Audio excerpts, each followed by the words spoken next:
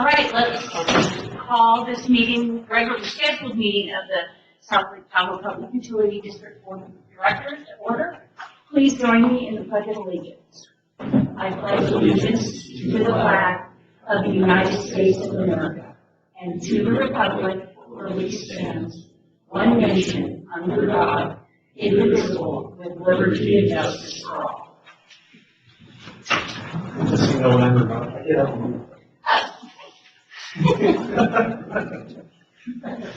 Okay, do we have any comments from the audience? Yes.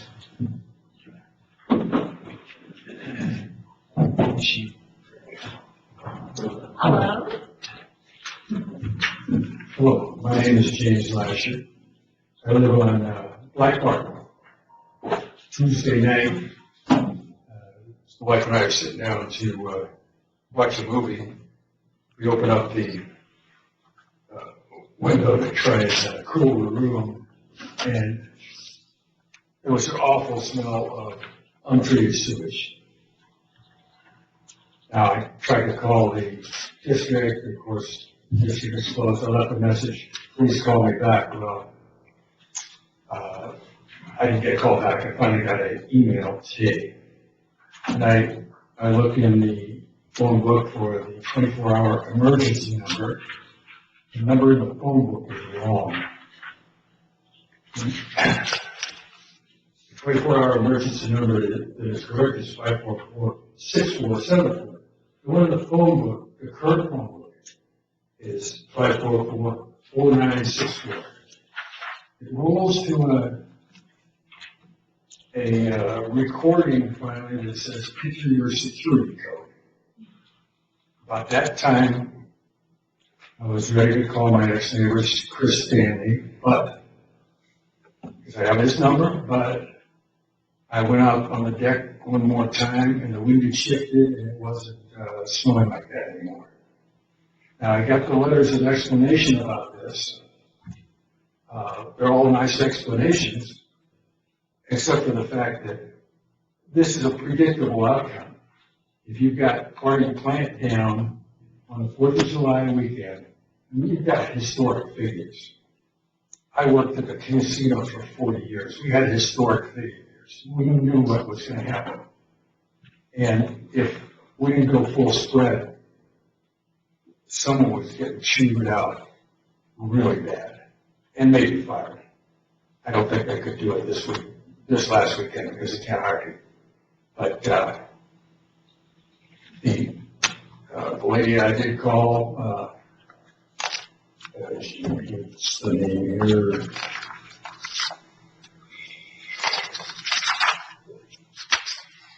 Rachel, she was very professional, very nice, but I did know that she was reading the gouge that had been given to her by the PR people.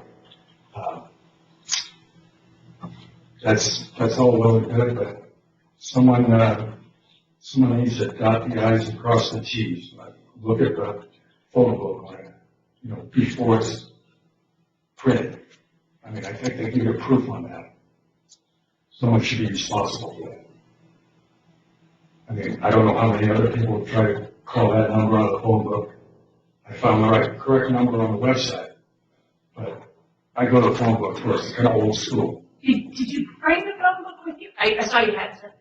Because sometimes it's not like the actual phone company phone book. It's like. No, this is the actual one that was delivered. By H. Yeah, TNT, the yellow pages. It's a 2021. I did not bring it. I'm sure you have a copy. I hope you have a copy. As I was saying, because I myself own a business, and I've seen erroneous stuff put for my business in these, Yeah, I know. There's some other phone books. This is the same one that one year it has a picture of an eagle on it, one year it has a picture of a salmon and all that.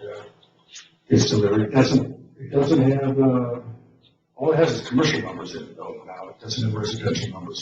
So, I haven't looked at this address for more than 15 years. I've been there 15 years. But, in 1974, 75, I bought a house right across from the holding ponds. And at that time, somewhere close to that time, they were putting liners in there. And it was a big deal, a lot of money spent to put the liners in. And I remember coming to the meetings and expressing my opinion that there should be a tank there. I know a tank's a lot more expensive than a liner. It may look a little uglier, but you can camouflage things. They camouflage cell towers. So,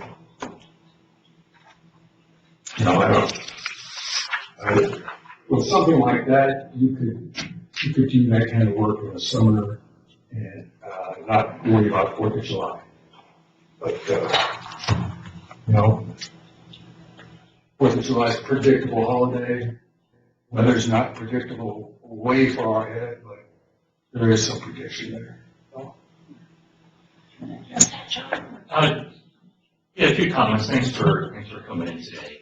And we certainly do apologize for the odors. I live pretty close here also, and many of the folks that work here live in this neighborhood as well. So apologize, extremely apologize for the odors. And we know it's a hot time of year. Everybody has the windows open, the fans blowing.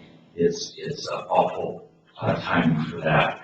This I haven't talked to the neighbors that came into the $2 million vacation rental next to me, which I appreciate having those neighbors. They're always good neighbors, but they came in that day, and I haven't talked to them yet. I don't know whether they called in a complaint. I don't know how they find the number.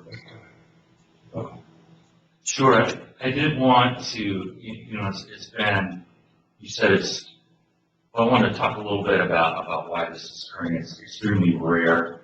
it is rare. It is very rare. I never smelled it at this house. I'm a block down. When I was right up there across from it, smelled it, and a lot of it was the old construction of it. Snow water would get in there, and plants would grow up, and they would rot. Oh, before the liner. Yes. Yeah, and almost it's unusual for us to use that ever. It's even more unusual for there to be primary sewage going into there, just receiving primary treatment. Usually it receives at least some secondary treatment as well, some biological treatment. So we did know that 1/3 of our secondary plant was going to be down this summer for reconstruction, rehabilitation. So we did have concerns about our ability of our plant to handle flows, handle biological loading. So we took all precautions that we could to prepare for that. But ultimately, this is the time of year that we have to do this type of construction. Our construction season is during the summer, as you all know. So it had to go down then. We had, warm temperatures, which made the problem worse. A biological treatment process is somewhat unpredictable in its own nature. These are trillions of living organisms, different types of organisms. They get sick, and we have different kinds of loadings into the plant, different types of, that's food for different types of organisms. So different organisms take over other types of organisms. Out here in our plant, it's a very complex operation that we monitor constantly.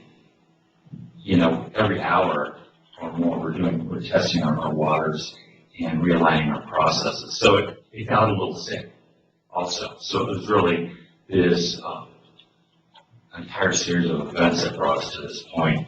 And we've taken some additional moves to reduce some of that sewage going over there.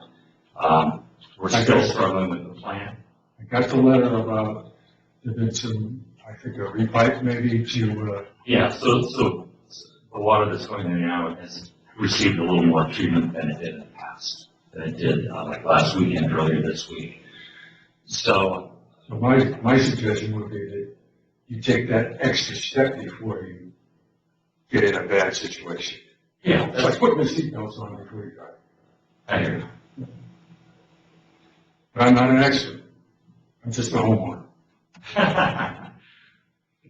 Well, appreciate you as a neighbor. We want to be a great neighbor to you as well. So we'll keep working with you on this. Okay, thank you very much. Thank you. We'll get to that phone number. Yeah, that's interesting. I've never heard that phone number in 30 years. So it's just an error by the phone book, which we don't work with the phone company. We don't pay them to publish our number. But if you could get us that phone directory, we'll reach them to try to correct that. I can follow up on that. I'll look into that for you. Okay. Thanks, Shelley. Thank you, Shelley.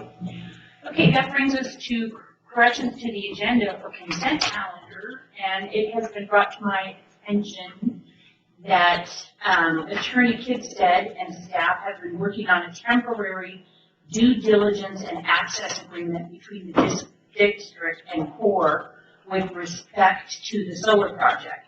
CORE needs to start their investigation of the site and cannot wait another 3 weeks for the next board meeting.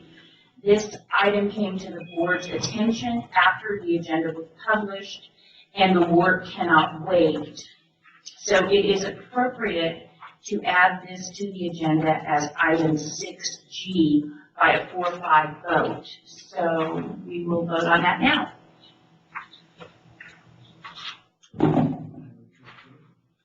Second.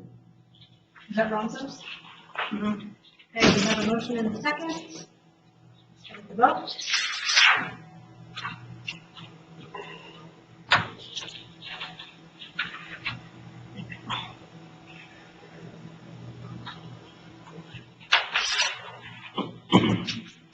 Motion passes unanimously.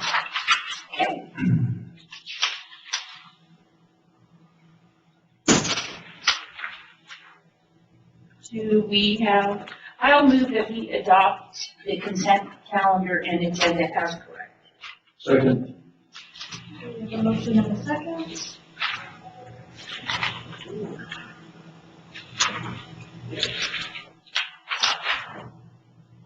That motion passes unanimously. Okay, Tim.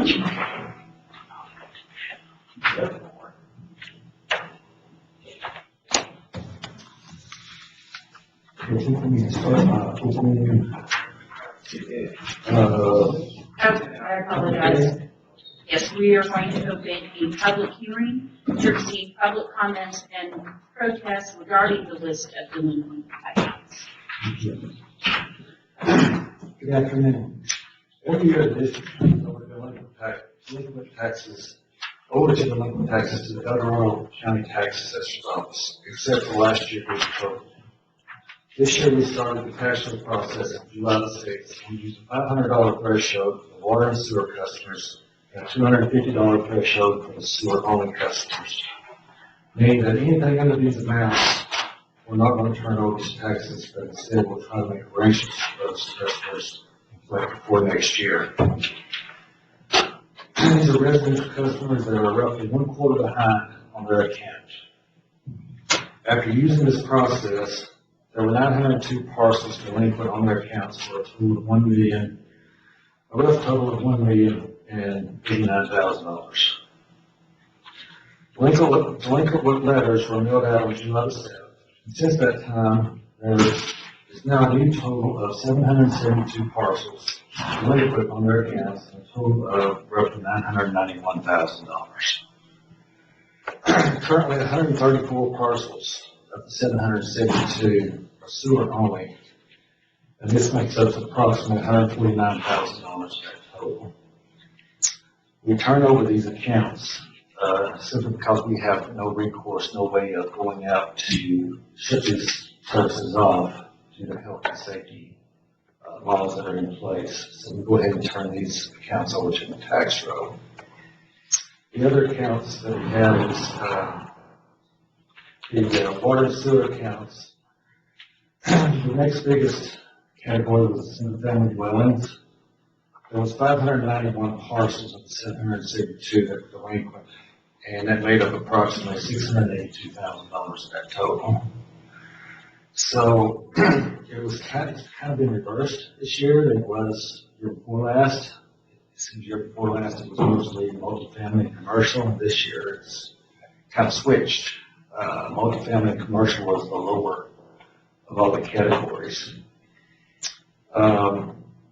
We will continue to make or take final payments until July the 30th. And after that time, the delinquencies will be turned over to tax roll by August the 3rd. So, does anyone have any questions? We gave people rate relief during COVID, right? Yes. And so presumably someone built up a debt. Are they included on this list? They are. So if we told them they didn't have to pay, then we're going to send them to collections 1 month later. Is that kind of how it works? You know, I think we stopped that program in March this year. Okay, it's not 1 month, but. Yeah. So, and then we've sent out these notices to let them know. Everybody got a notice to let them know that if their amount's not paid, that they will be turned over to tax roll. You said there was how many total?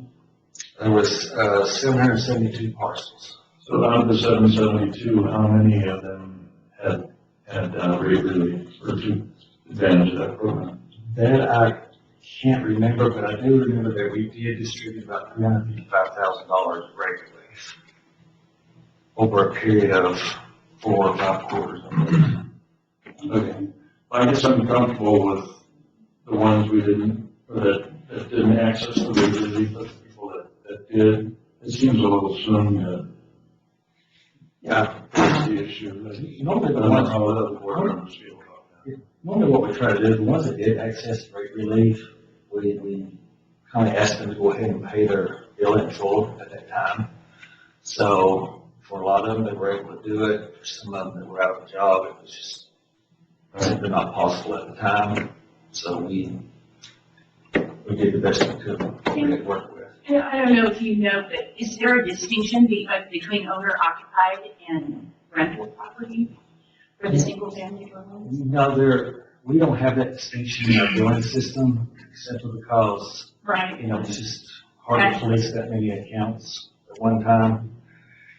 If you'll remember back, I believe it was back last October, we did hire a temporary collections person that came in, which was a great help because over 2 quarters, she collected roughly $474,000 for those 2 quarters. So that was a help. But, once you don't have anybody working on it anymore, nobody can pursue it. It just adds up again, is what it does.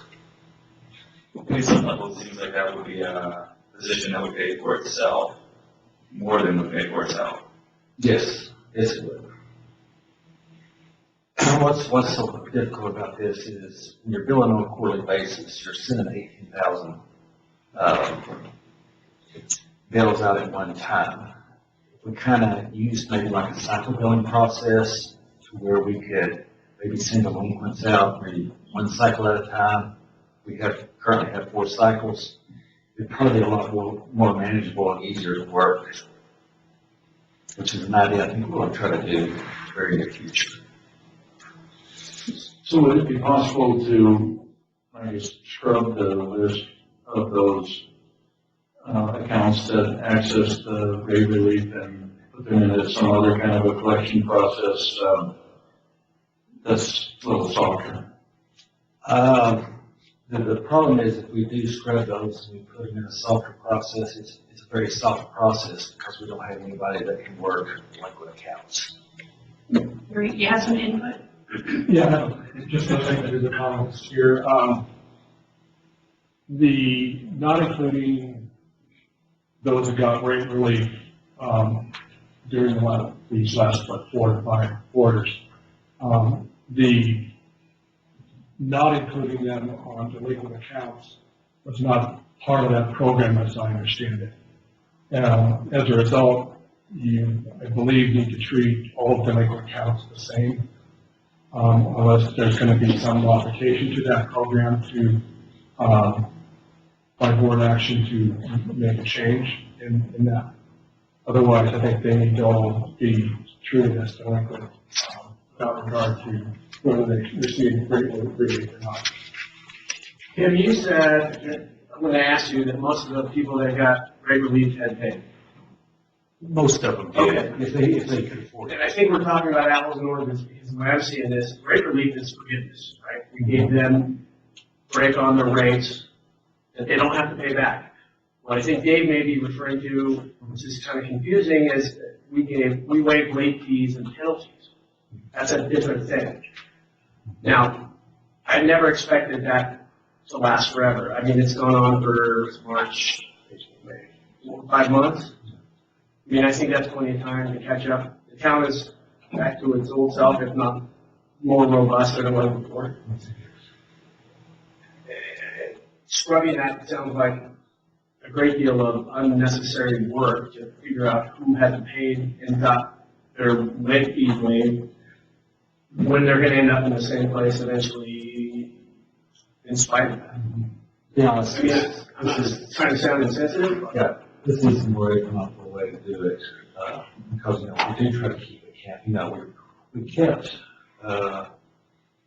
not many, but we did keep about 300 or 400 accounts that didn't meet that threshold in-house to try to work with those people, and then send them to pay, to tax row. And I think, this is something that we've done every year, except last year since I've been on the board. And I think you, or perhaps it was Ryan, made the comment that it's actually kind of a good way for the customer to get caught up. Because, then it gets put on on the property taxes, and your balance becomes zero, so you can start to pay the reason, the normal amount. And hopefully, is that what happens? That is Do you what think happens. typically that's what happens? That's Huh? through your tax bill. You're right. Well, but then they start fresh with their bill with us, with their regular billings with us, instead of having, this big lump sum that they might not be able to pay, but, their next bill, hopefully they get on track. Right, and I think the tax assessor's office, once we turn that over, we collect that money back anywhere from 3 to 5 years. When the property turns over. It probably turns over when They the court bill it through the tax. I think that's what I thought. I thought it was just like a lien on the property, but it's actually starts being paid right away. Yeah. The next tax bill that comes out. That's how I understand Yeah, it. they choose to pay, Mhm. And we'll continue to work with any of these customers should they call up. Well, once we turn them over, it has to go, they have to pay it through the tax assessor's office. If we don't do that and we try to bring it back, we have to pay a fee to the tax assessor to bring that account back in office. And it's a little lot of headaches to do that. And I'm sorry, what's the date for turning it over to the tax? We want to try to get it turned over by August 3rd. The deadline is August the 10th. The reason we get it in a little bit earlier is because the county requires, everything be formatted in a certain way. And so if you miss like one number or one letter or one anything, they'll keep it back to us to fix it and we give it back to them. Yeah, I just, after hearing Chris's explanation, it says, I thought it was more of a forbearance thing, that our rate relief was a forbearance and that their bill was building up. And then we were gonna collect it all, in a lump sum. So if we had just, if we wrote that off, and that this was basically billing since we entered the program, then I'm cool with it. I'm fine with it as is. Can you clarify the delinquency in terms of when it was incurred? Did it happen prior to and then after the relief program? Or is this, how long, what are we accounting for here in terms of delinquency? The delinquencies have been building since the last time I turned it over to tax row, which was 2019. 2019. August 2019. Because we skipped it last year. Due to COVID. I think at that time, I can't remember how many accounts, but I think we turned over roughly $437,000. So, And then I guess the other part of it is there a notification that goes out along with this being turned over? We then notify them that this is being turned over?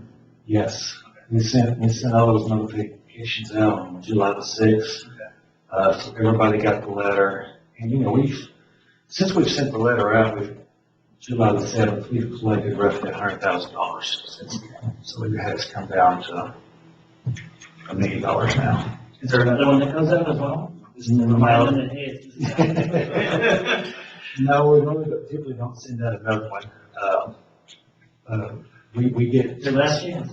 Just one bit of information that's interesting as part of this whole process. We do have a certain percentage of our customer base that pays their accounts this way every year. They do not pay their quarterly bills, and they just wait for it to hit their tax bill and pay it that way in one lump sum.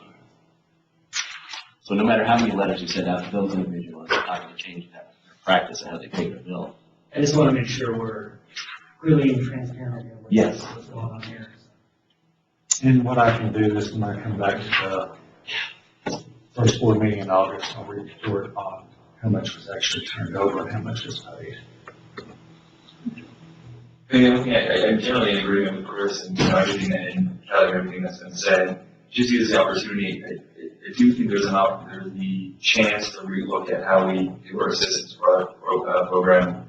I know we aligned with Liberty. I know how theirs works. It's not terribly good or effective. It's just really problematic.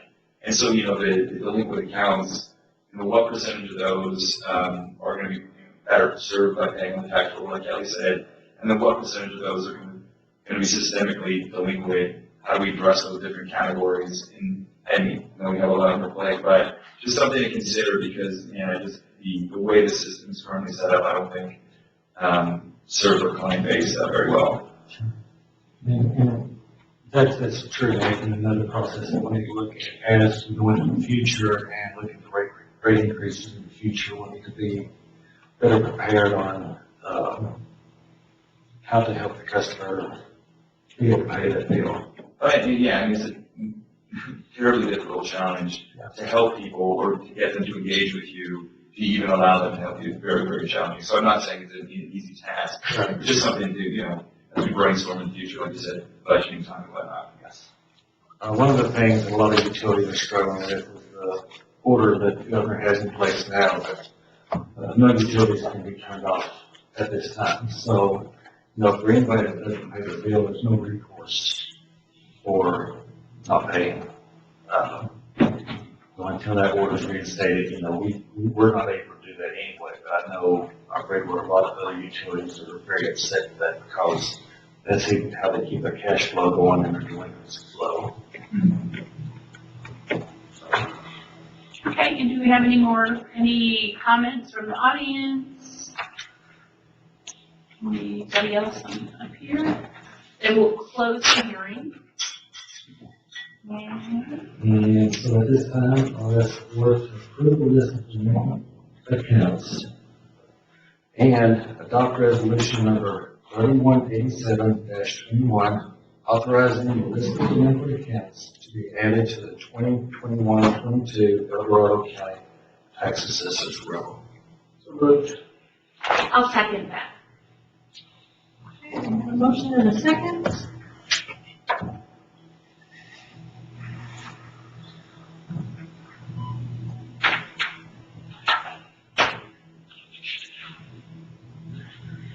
Motion passes unanimously. Thank you, Ken.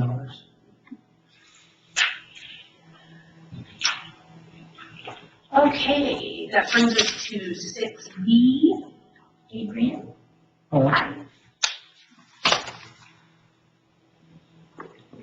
Good afternoon, board members. I'm a fairly new employee to the district, and this is my first opportunity to stand before you in our board meeting. So I'd like to take a minute to introduce myself. My name is Adrian Coons, and I'm a senior engineer for the district with 15 years of experience in the private sector of the water industry, which has included design-build construction, as well as planning, design, and operations for a Class A private utility with 40 water systems scattered throughout California. I've worked out of the Sacramento area, the Bay Area, Southern California, and the Central Coast. And there's no question that we have the best tasting tap water here in South Carolina. Joined the district at an interesting time in March of last year, right at the beginning of COVID. What I've learned in my first year with the district is that this is a well-run organization with a lot of in-house capabilities and that people are generally happy to work here, as am I. One of the biggest challenges I see for the district in the coming years and decades is the battle with aging infrastructure, which brings me to the reason I'm here before you today. I'm here to recommend the award of a very important project, the replacement of the Tahoe Keys sewer pump station. The project was deemed the highest priority of the Big Five pump stations for replacement or rehabilitation. Among other improvements, the project includes a new wet well, new submersible pumps, and new electrical and instrumentation. Also included is a temporary electrical and controls trailer to keep the existing pump station in service while the new facilities are constructed. The trailer will be owned by the district and will be reused for future pump station replacements as well as for emergency use.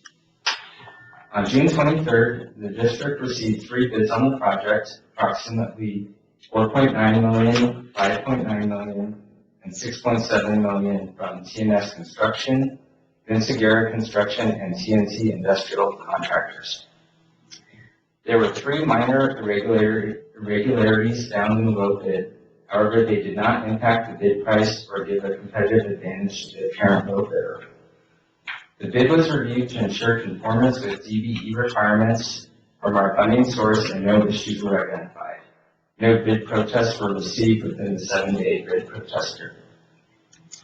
The project has 3 alternate bid items, 2 of which need to be included in the contract for potential treatment of PCE if discovered during groundwater dewatering operations. The third alternate bid item is to upgrade the 12-foot diameter wet well from precast concrete with an HDPE liner to polymer concrete. This will eliminate the need for future maintenance concerns and is a better product to protect against corrosion. The additional cost of the polymer concrete upgrade from the low bidder was $2,500.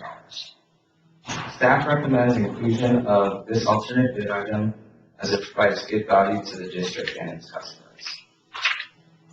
Are there any questions from the board regarding the project or the bid?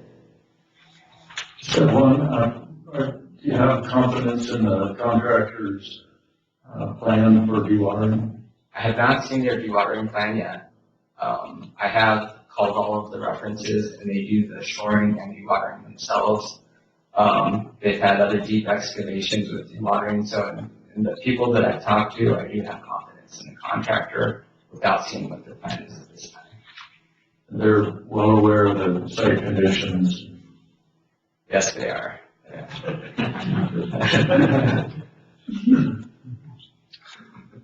Any other questions? Will there be any impact to traffic in Tahoe Keys or? Absolutely. So we had proposed closing down Tahoe Keys Boulevard in both directions in the area of construction. At some point during the project, we will need to shut down both sides, but at this time, we're going to do our best to maintain one lane going from Tahoe Keys towards Highway 50. And you'll be able to maintain access to the marina commercial properties there. Yeah, the corner of Venice and Tahoe Keys Boulevard will be open to get access to the marina. The city really controls the approval of that whole street closure plan, right? They do.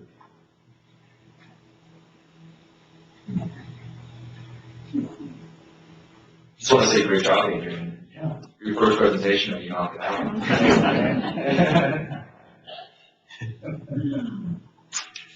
And compliments to the engineering firm that prepared the estimate. Looks like they were right in the money on the little bit. Probably the best engineering team I've ever seen. Yeah. Might be some luck involved there.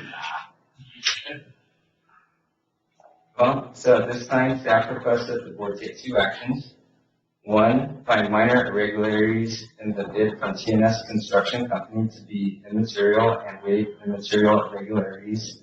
And 2, award Tahoe Keys Pump Station Rehabilitation Project to the lowest responsible bidder, TNS Construction, in the amount of $4,904,729.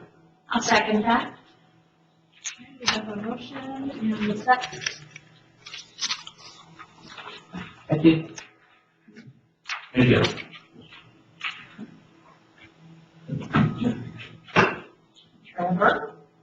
Motion passes unanimous.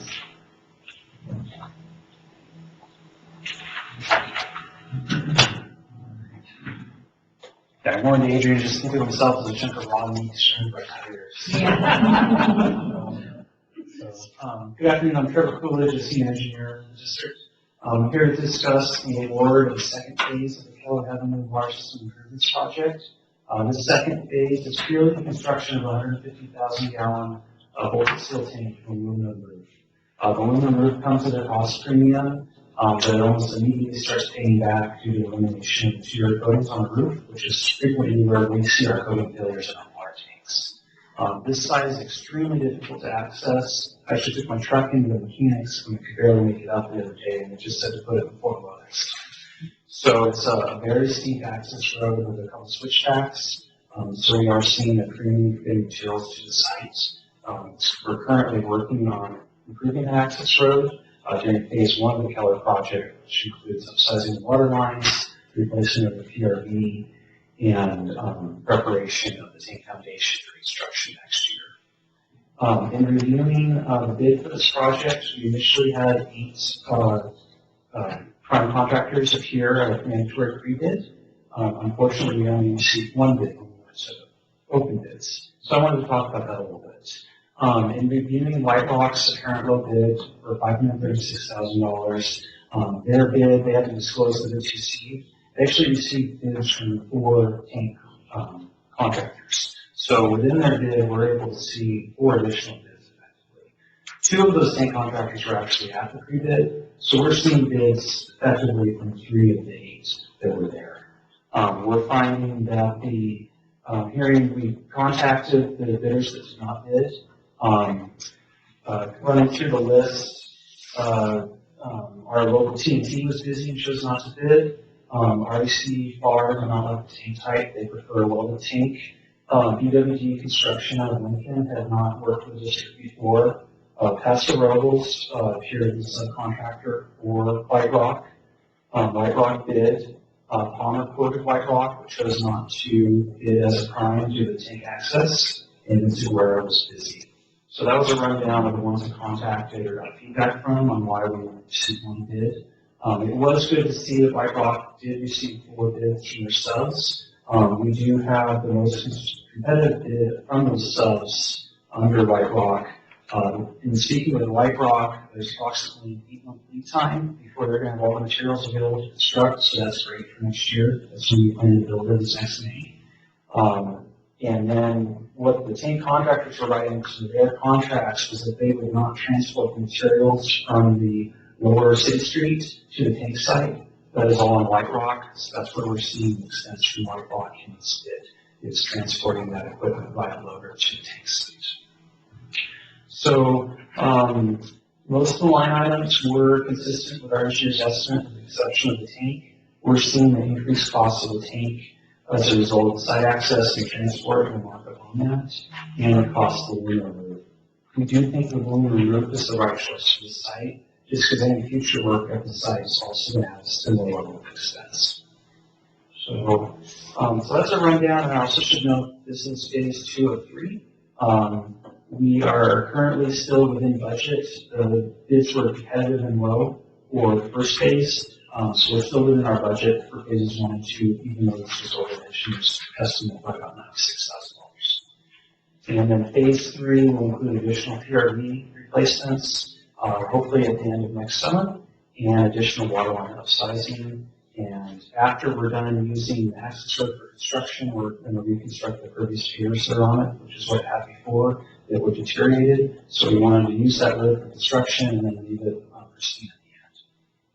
So any questions about our loan bid? I really don't like it when we receive 1 bid. We try to do our research as to why there's only 1 bid, but we're in a very competitive market. A lot of folks are really busy right now and just not bidding projects is what we're finding out. I'm finding that in all my projects as well. The number of bidders has gone down dramatically. And you really have to beg and prod people, to get them to participate, even on really big interesting projects. So I'm seeing it all over the place. Is there anything we do to improve the grade access to the tank as part of this project? We've built a block retaining wall to reduce the radiuses on the curves. You can now drive like an F-550 up there, so like a larger work truck, which you couldn't before. Before, our pump screw could barely get a short wheelbase size up there. So it's pretty tight, but we've done everything we can. What's challenging is we've got a set elevation we need to gain, and we're crossing back and forth over 3 Forest Service lots before merging onto our property that's above them. So there's some challenges in making modifications on the Forest Service lots, and really trying to minimize the number of switchbacks is all we can do. So there's 2, and if we added a 3rd one, it would get even tighter, and we have to switch this side of the lot that we end up at to 4. If you think it's stairs going back and forth. So there isn't, we're doing everything we can. I've seen the site, it looks terrible. Well, and a little bit of more history for you, Shane. Before we settled on rebuilding at this existing site, we looked for any other sites in the vicinity that we could switch to and abandon this site because of the access, as well as the rockfall hazard that we're currently mitigating this site. And but the only other feasible site turned out to be a historic, like, avalanche debris path, and so that didn't seem like a trade-off. Yeah, we walked, these tanks are sitting at 7,030 feet. We walked that contour all the way around, all the way to Heavenly, looking for any possible site. And the one that looked a little bit flatter in that area turned out to be the historic landslide. That was active. You can see cobble and trees and things like that. Have you reached out to the Forest Service about changing the access? Yes. We worked with the Forest Service extensively over the last 4 to 5 years. We actually had to rebid phase 1. We had to terminate the contract while trying to secure a Forest Service permit after 3 or 4 years, and re-awarded to White Rock, who's doing the work now. So we've worked with the Forest Service extensively, and so one of the goals was to minimize how much earthwork is occurring. I believe they're pretty strategic lots, so they're sensitive as well. That's kind of where I was going with the change in access. Today's time moving dirt on a Forest Service lot. I mean, my kids in elementary school will probably be working on when they graduate from college. You know what I mean? I thought you were going to say they got in trouble. No, because what I was saying is, would anyone have to ask me the question, if you're going to interact with the Forest Service, is it worth it from a permitting exercise if you want to go in the next 4 years? I say no. So yeah, we worked with them extensively, but didn't identify an alternative access. We have to increase the number of switchbacks, which means they have tighter radiuses, which would be even harder. So. Okay, any other questions or comments for Trevor? So if there's no additional questions, I'll read the motion. So I'm requesting that the board find minor irregularities in the bid for White Rock Construction Incorporated to be immaterial and waive immaterial irregularities, and award Keller Heavenly Water System Improvement Projects Phase 2 to the lowest responsible bidder, White Rock Construction, in the amount of $536,000. So moved. I'll second. We have a motion and a second.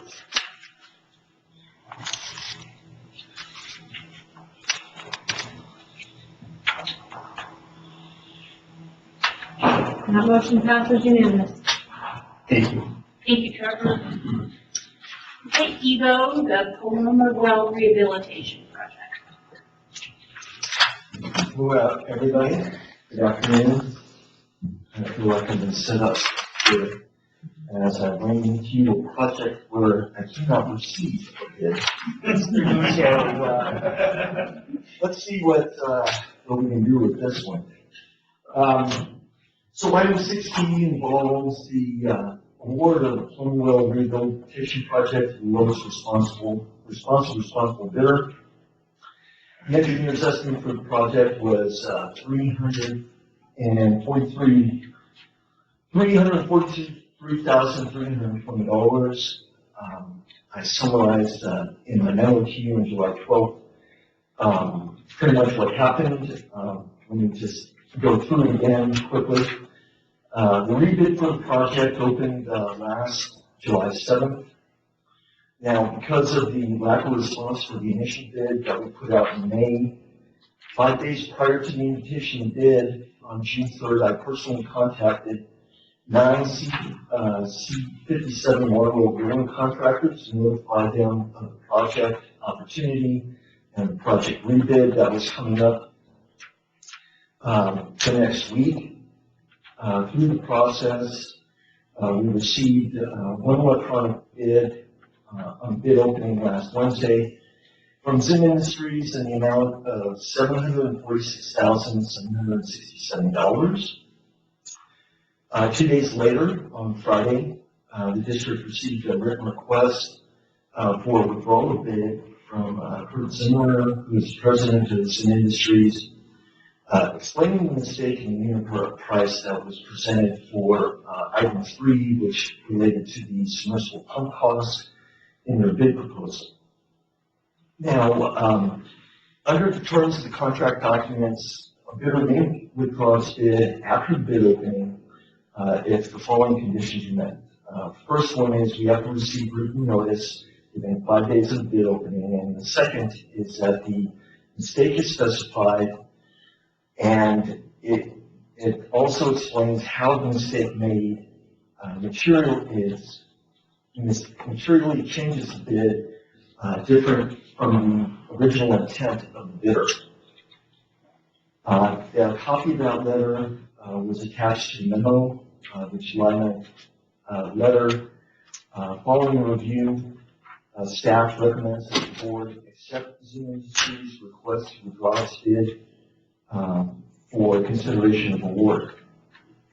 So where does that leave us right now? It leaves us with no bids to consider after 2 rounds of competitively bidding the project. As noted in my memo to the board, I pointed out again to you that the Paloma well is the 3rd largest water production well in the district's water distribution system. Given the current conditions with possible emergency water needs from Tahoe Keys Water Company, also the fact that we're in extreme fire danger due to the drought that's in our area and the high reliance on the district water system for fire protection, as well as the possibility of always unforeseen mechanical and water quality problems at other district wells. Losing this well is not something that we can continue to afford. And so making completion of this project is very important I believe it's important for the district, not just for our customers, but the whole community. So therefore, I'm recommending that the board accept the request for proposal, accept the request with withdrawal of the Zim Industries bid. Second, find that rebidding the project will not be useful, desirable, or beneficial to the district, as only one bidder expressed interest in the project. Authorize the district to negotiate a new contract amount based on the contract documents for the project with Zim Industries, consistent with the requirements of the bid documents, and then agendize approval to negotiate a contract with Zim Industries at the next board of directors meeting.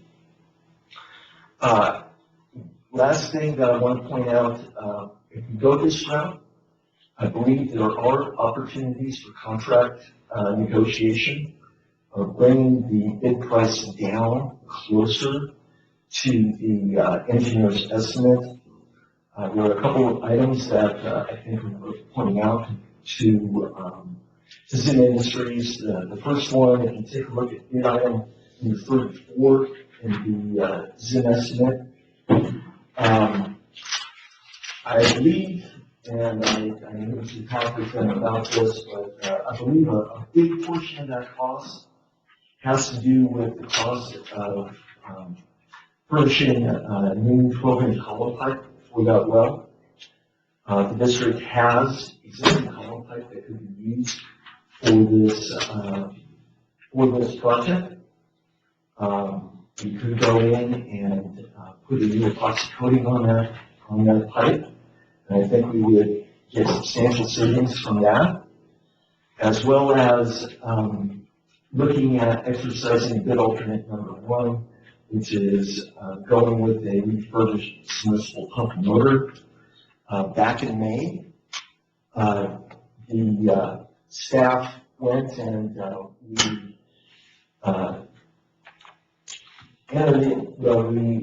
provided a purchase order and talked with John about this. There are options for trading in the refurbished or the existing motor that we pulled out of that well. We could get a credit on that, and we could get a refurbished type N motor that will be with double mechanical seal, get rid of that mercury seal problem, and there's, I think, the potential of getting substantial savings by again going the route of using refurbished submersible pump motor versus going all new. Again, I believe when we first set this up and when I talked to you about how the bid was constructed, that was one of the items that we were going to look at. Again, to compare the cost differential between going all in and using refurbished. Well, there is a significant difference if you run the numbers on that. And again, I think that's going to be a good opportunity to pursue. So, with that, I open it up to questions. And one last thing before I do that, on the agenda item, it caught my eye, I'm sure it did yours, and anticipation of the question as far as the budgeted amount available, $0 there. I was kind of surprised when I saw that. So I gave Paul a call. Paul Hughes, was here, the CFO this morning, and I asked Paul, what is that about? And he said, pass it on to Julie, and Julie's going to explain what's going on there. So, and Julie, I don't know if I'm ready. At least I heard that bus coming.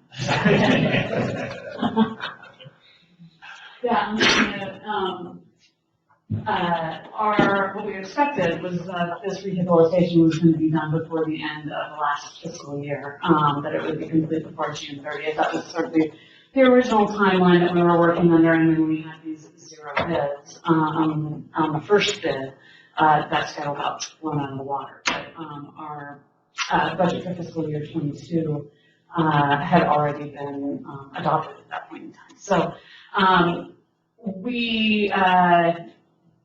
this all happened in the fall, right? So we were already under fiscal year 21 budget. We hadn't assigned anything for fiscal year 22 budget. We were planning on doing the work using that $500,000 as-needed water system services in fiscal year 21. So that's why there's this $0 budgeted. So kind of a long short of it. Okay, so just to clear up this fog in my head. Yeah, please. We got the bid, they withdrew the bid, we're accepting it pending negotiation with them. We are allowing them to withdraw their bid. And put in another one? And then we'll sit down and negotiate. This is a very similar stepwise process like we took the DDR siphon 1 or 2 years ago, where we only had one bidder. They submitted a bid that had some substantial irregularities in it. At that time, we actually rejected the bid because of those irregularities, and then the board authorized staff to enter negotiations with them since they were the only bidder. And then you go back and negotiate, and if we don't like it, Yeah, then we send you back to square one? Then we assess next steps, right? Yeah, they would negotiate, try to reach reasonable terms, price, et cetera, and bring it back to the board at a future board meeting. And then the board has discretion whether to accept that or not. Yeah, because if you look at the bid results, I mean, it looks like they just threw you their pie in the sky bid here. I mean, I'm looking at routing for $696, their bid is $11,600. I'm a little confused with that. I mean, I can't imagine the engineer was that far off. Yeah, it's sort of imbalanced all of it, but I don't listen to details. I found some other, I guess, differences in interpretation, I'm not sure if they're read. 29 lineal feet of Crouch. I don't know how you can confuse that. I'm not sure if they look how closely they read the description of the bid items. Because there were definitely, I mean, if you take a look at that bid item, I guess it's their. I mean, I'm just picking that one because Yeah, it's no, still. I mean, there are other things. I can go on and on here. That, you know, I saw. And again, I think, you know, sitting down and sometimes, I mean, you know, these guys are putting these things together at the last minute, you know? And You do a very good job. regardless of how much time you give them and the kind of level of activity that's going on right now in the water industry, you know, I mean, I think, I almost feel that they just felt like they owed me a favor of doing this. You know, because we have a long-standing relationship with that company. They've done a lot of work with us in the past. But, you know, I definitely, again, mistakes were made. Yeah, so how much negotiating do you think you have in this? I mean, Well, yeah, I mean, that's some of the things that we can point out to them. And ask them to give us costs if we kind of reorganize the project in this fashion. Yeah. Solid waste disposal, 9,000. Engineer's estimate, 720. I mean, like I said, I could probably keep going. I know, but that doesn't change the fact that the engineer's estimate is the engineer's estimate, right? So somebody didn't do their homework. And I think schedule is also something we can, there's some flexibility here to negotiate that would impact pricing. Because everybody else is so busy, I think this is the only contractor that has a bit of a window. They look like they know that. I think we have some flexibility, John, but I think the thing that we're coming up against is, you know, fall cold weather. Yeah. So we can't, you know. I mean, it's spring perhaps. If we run into the next year. Yeah, I mean, that's something that, I mean. I don't know if it gets better or not, because we're so busy in Central Valley, right? That's where all the work's, massive amount of work is occurring. Yeah. And pulling all the resources. So. But that's maybe one negotiating item that would result in better pricing. Well, I think we look at definitely, you know, definitely. I think that's very good. Yeah. So having the opportunity to negotiate with them does give us this chance that we don't normally have under a bid situation of really diving into these individual line items and figuring out where, you know, where is the disconnect between what we thought it was going to cost and what they actually priced out. 10,000, 25,000. Like bingo. So was the refurbished motor and the, I guess the column height, was that disclosed in the bid? I mean, in the request for bids? Was that something that was available to them? Well, I guess that's another one of those bid items. was to, well, let me say this. So we went to the pump and motor manufacturer, Wilson, and we talked directly with them and got a cost proposal for a refurbished motor. Okay, if we go and ask the contractor to contact one of their suppliers for a rep for Flowserve, that doesn't work. So we kind of short-circuited that process by working directly with Flowserve. So we did, I mean, we structured the bid so that the items that were out there that we didn't talk to Flowserve directly about, which was primarily around motor. So we left the refurbishment of the pump portion of the pump motor set on the table, and we asked for a cost to the contractor to do that work. So it's going to involve working with the drilling contractor supplier, and what we part with Flowserve and bringing that together. The bid line item says provide 170 feet of new 10-inch pipe. It works out to like $1,600 per lineal foot. You don't even have to dig a ditch. Well, that is, you see, they push that. That cost should have been part of the previous bid item. Because if you take a look at the description for that bid item 33, it's a complete set. It has, it says installing column pipe, pump cable, pump and motor, accessories, it's one package. And that's why it's an lump sum. And the last, that 34 is just the work to do that installation. And somehow those got confused. Well, I guess my feeling on this is, John, what you said about being able to modify the schedule. I know everybody's busy, and when they're busy, they hate bidding. Taking time out of their day to put a bid together. So what if we were to rebid this after the irrigation season in the Central Valley, like September, October, November, rebid it and start the work in March? We're not going to get it online this year anyways. I mean, that's an option. I guess that's an option that we could, Or give us a shot at renegotiating this first. But, yeah, See exactly. how far we get. Exactly. I don't know why you want to take that off the table, right away. Especially since there may still be an opportunity for us to move this work forward this year. Exactly. One hot off the presses item of information is that our El Tahoe well is currently offline. Some situations, so number 1 well Bayview, number 2 well El Tahoe, number 3 well Paloma. One was been offline since last year. El Tahoe went offline today with motor issues. It's currently we're currently trying to secure a loaner motor that we'll put in service and see if that takes care of the problem. But the well was drawing above full load amps.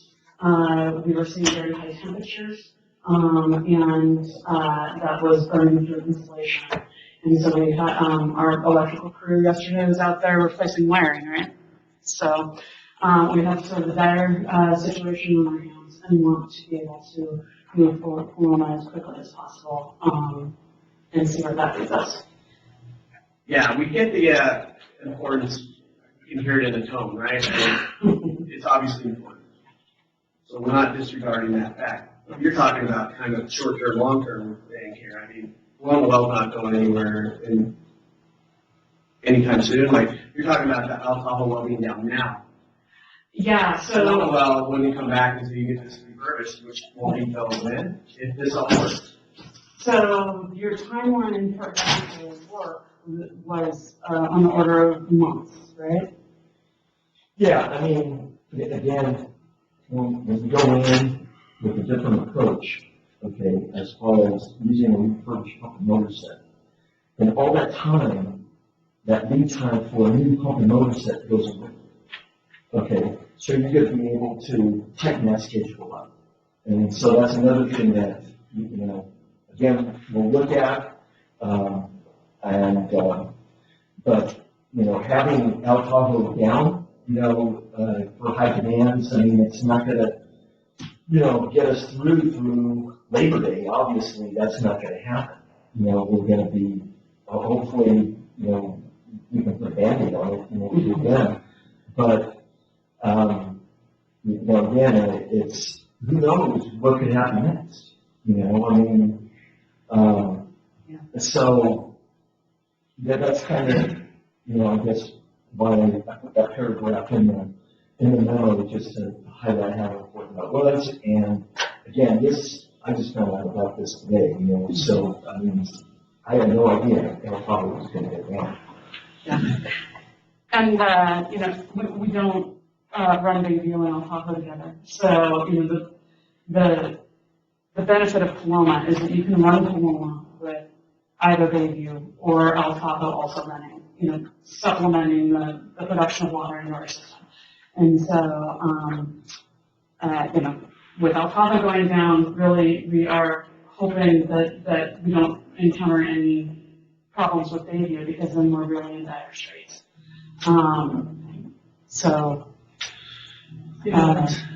That's important, but it's kind of a side point. I mean, our job is to look at the financial aspect of this bid, right? I mean, that's kind of what we're talking about. I know that you guys have a bigger fish to fry there with all that going on. Understood. So I wouldn't say that I would reject your attempt to try and negotiate with them, because I think that's important, but I hope it's a good one.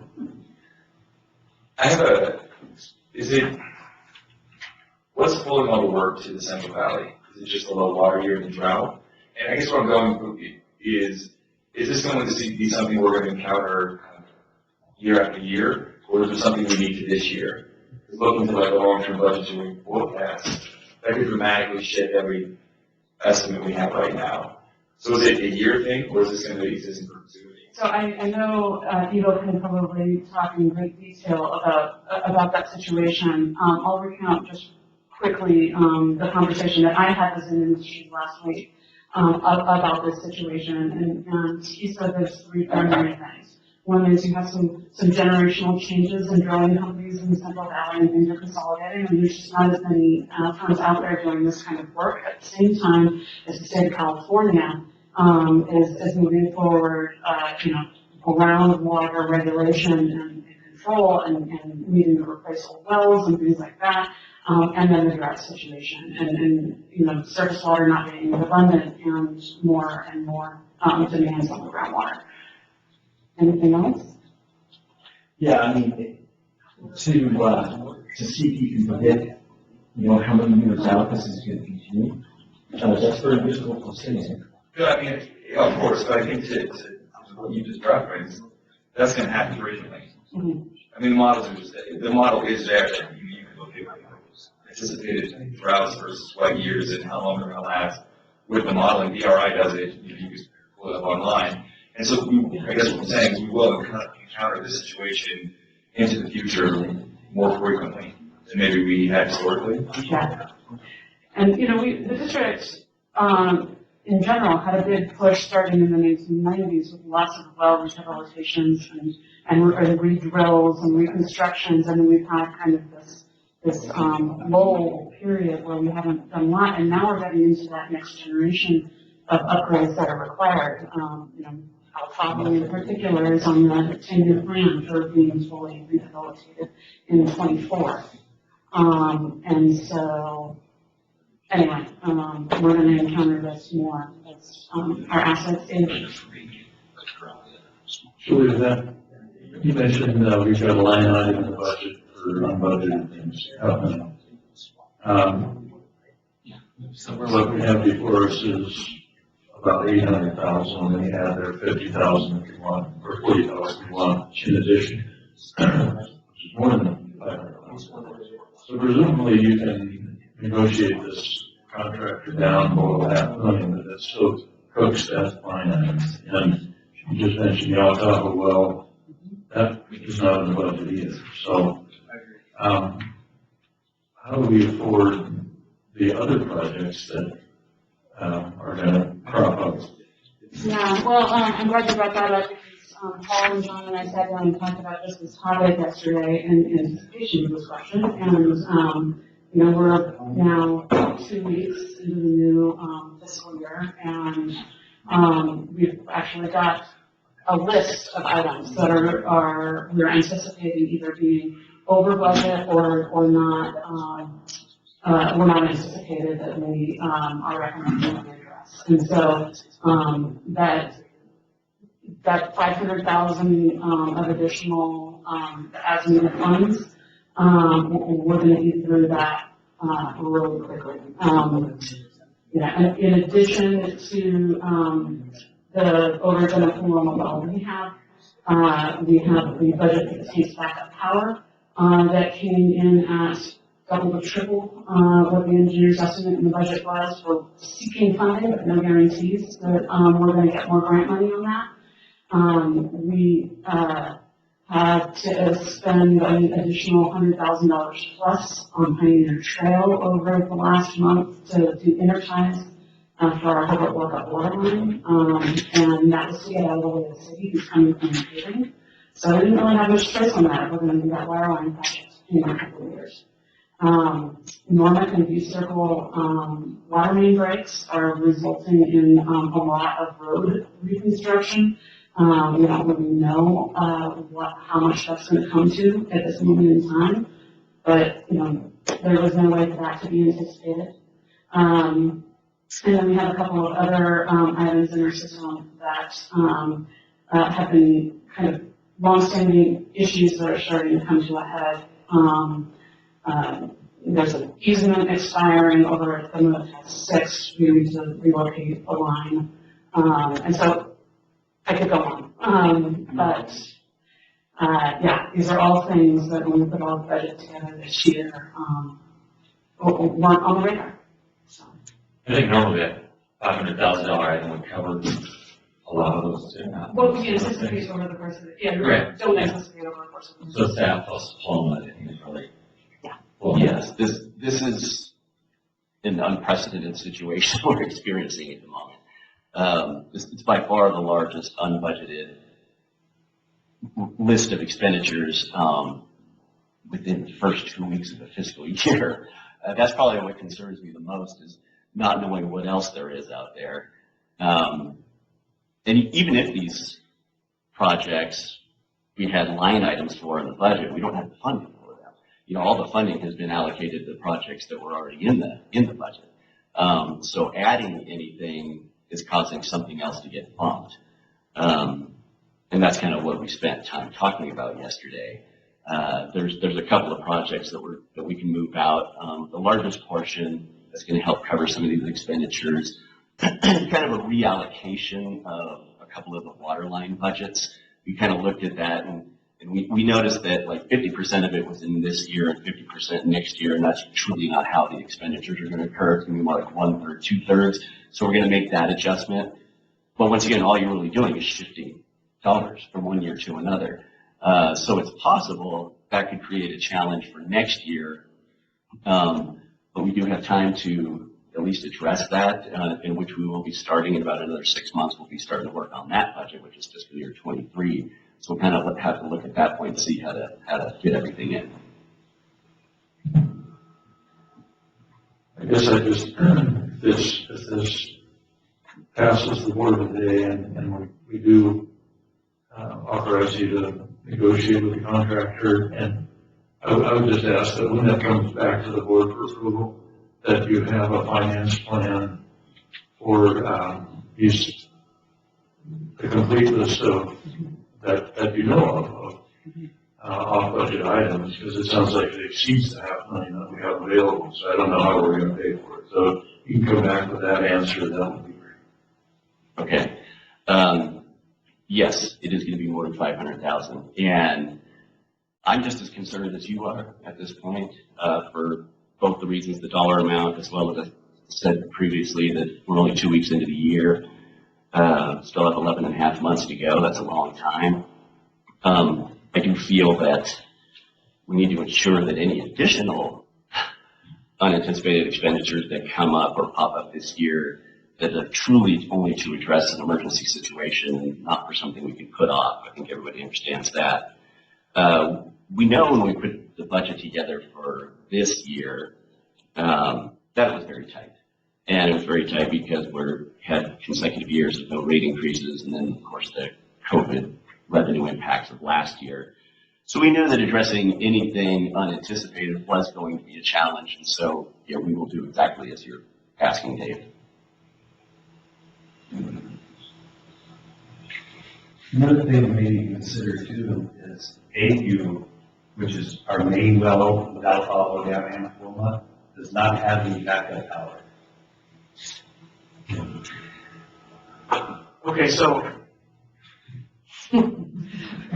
One more thing in the mix there, yeah. yeah, that wasn't what I was going to ask. So it was on the budget for last year, and you didn't get the bid, you couldn't receive a valid bid, so you took it off and then didn't budget it for this year. Is that what I heard? So it wasn't in the budget? It was not part of the budget request for this current year. But it was there were some dollars in last year, but it was a much smaller dollar amount. It was about $150,000. Uh-huh. And then it was taken out for this year, but it was still technically critical, but it wasn't in the budget. See what I'm getting at there? I mean, like, it was taken out, so were we planning on next year? We were expecting to finish it by June 30th. That was the schedule at the time of the first bid. Okay, but we knew we weren't doing it by June 30th, right? No, at the time we put the budget together for this year, Okay. we were on schedule to complete the work before June 30th. So there was nothing to put into the fiscal year 2020. Gotcha. Sorry, that wasn't clear. That's okay, it was just, fiscal years and that. The fiscal year falling on June 30th, like right in the middle of the building season, is always challenging, trying to use your crystal ball. What's going to happen before June 30th versus after June 30th? And how to allocate those funds. Just real quick, I guess, as it relates to Chris's comment about having backup power, it really leaves us in a tight spot. That's like, 60% of our water. And if we lose power for PSPS or for whatever other reason, I think we can run our pension. So I guess I'm just curious as to what extent are we really trying to figure out, we have a lot of wells out there. There's issues associated with water quality. What might it take to bring those wells back to life, maybe provide some treatment capacity on those wells? I think overall we need to be mindful of kind of us maintaining, providing water to our customers, I guess, trying to get at, is being able to not be so dependent on one or two wells and like being able to kind of distribute the potential that wildfire happens, we lose power, whatever it is, we just need to be prepared. I'll let you. More. Yeah, I'll let you talk about the well situation, but before that, I just want to make sure that everybody's aware that as far as the Bayview, backup power situation, we are trying to rectify that. We have a grant application in FEMA to pay for a new generator that would be located at the El Tahoe well site, which is down the street from Bayview. And then we would run an underground conduit from El Tahoe to Bayview and put a selector switch that we could use that one generator to either run El Tahoe or Bayview in the future, since we don't run them head to head either anyway. And we do have a nice large property at El Tahoe well site to accommodate that larger generator for these PSPSs. But so the well. Allow you to do that? What's that? Is Liberty going to allow you? I've already talked to them about it. They said they don't have a problem with it. You said that. Yep. Do you have that in They said mind? I can't use the poles, but they said they don't see a problem with us emergency power to power two separate parcels. That's nice then. Your comment earlier, we couldn't agree more, just depending on the 3 wells. We lose a lot of sleep at night, as you can see right now.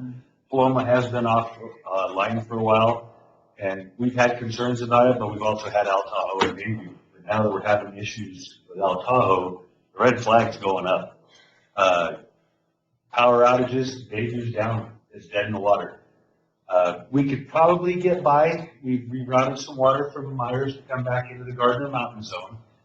We have been checking things out over the last month or two, trying to get more water into the state line zone and down this area. I talked with the key, I shouldn't talk about the keys. Well, I was gonna bring that up too. Yeah, no, sorry. They're having problems, we just need to make sure our systems are capable of. Yes, now we do have a couple wells. We have College Well that has uranium in it. And the last time it was tested, well, a couple weeks ago, but results that we had from last July showed that we were 18 parts per billion, and the max standard is 20 parts per billion. So we are a couple points under when they do the flushing and the testing of it. We are allowed to run that 5 days at a time, 3 times a year, basically. But what we're talking about is, in the situation we're in, we're going to reach out to the state and see if we can try to maybe reclassify that well or maybe use it under these circumstances a little bit more. Arrowhead has a treatment system. Yeah, it runs about an average of 5 parts per billion. Yes. Arsenic. Yes. So we're going to reach out and also talk about that too. If we can fire that up, that may help bring water in from Myers into the White area. So we are looking at all avenues. We don't like the situation either, but I do think it would be worth our while to at least try to negotiate. If we don't like it, don't accept it. But to not at least try in this point of the game, I don't know if that'd be a wise choice just because of what we're facing. There's always that chance we won't like it, and so be it. But without trying, I think we'd be making a mistake with no backup power at Bayview. El Tahoe well, we're getting a pump that could possibly work. motor. We don't know how long. We don't know the condition of this motor. They seem to be pretty confident with it. But that does buy us some time to take the existing motor out and get it sent in, which probably takes It could be anywhere from a couple of weeks to maybe a couple months. Yes, and now once that's rebuilt, and we will feel a lot more comfortable with Al Tahoe running, but it's in that in-between period. Without this loaner pump, we'd really be sweating. We'd really be sweating. One of the biggest problems I'm running into right now, especially with the inventory taxes and whatnot, is everything's built to order when it comes to pumps, motors, so nobody's stocking this type of equipment anymore. So like, pumps are taking me anywhere from 22 to 40 weeks just to get a pump. So, I mean, our lead times have just grown in the last few years. So equipment's just a ton of time to get. I think, we talked about this before, Chris talked about a little earlier, maybe look at getting some, standby motors out there, kind of like we've done on the sewer side. So, we have instead of going to Carson Pump, we have a couple on our shelf that could work if one goes down. Glad you brought that up. I reached out this morning to FlowServe, which is one of our big pump dealers, and there's always been controversy as far as getting a pump or motor and storing it. And if you don't rotate it every so often, they can go bad, which they can. But after talking to John Ireland today, in his 30 years here, he's got people that have pumps on the shelves for 15, 20 years. But each pump is different. You have a bearing housing, you may want to fill it with oil. So I am checking into that because I don't like where we're at right now, especially on our biggest wells. I'd like to be able to say, hey, you know what?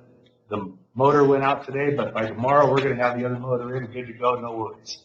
And I can't do that right now. So I have started checking into that as of today. So you may see us in the future coming in to purchase some spare pumps. I think we've got to look at all avenues now, considering the age of all of our equipment. It's getting worse. And pumps they become obsolete. And the plumbing well, for example, we bought a backup pump in '95 for the plumbing Bakersfield well that's in the college well. That college well in the box right now the crate's been open, it's been there since '95, so what is that, 25 years? It's obsolete. Okay, and that was 50 grand that we spent on that. So there's a risk. And then also with How much is it? What's the work for that? Also with a spare pump too, if we have to pull a pump to redo the seals or something like that, or a motor we have to redo, we can always throw that one that's been in on the shelf and run it for a week or two while we're rebuilding the other one, just to get some oil and get things ran inside of it, which is going to help with the life of it being stored on the shelf too. So we're looking at all avenues, but we've got to try to change something at this point. But as a district, we have limitations on what wells we can and can't pull. I mean, there's like Bayview, El Tahoe, Paloma. We don't have the capabilities within the range of equipment we have on hand to us to be able to pull these wells. We have to actually hire out for these wells to be pulled. That's basically the crane, correct? Yeah. We're limited by the crane capability. Any more comments, concerns? For Julie, when do you think you're going to hear back from FEMA regarding that grant? I think that's a fall response, but we just put that application in weeks ago, maybe a month ago.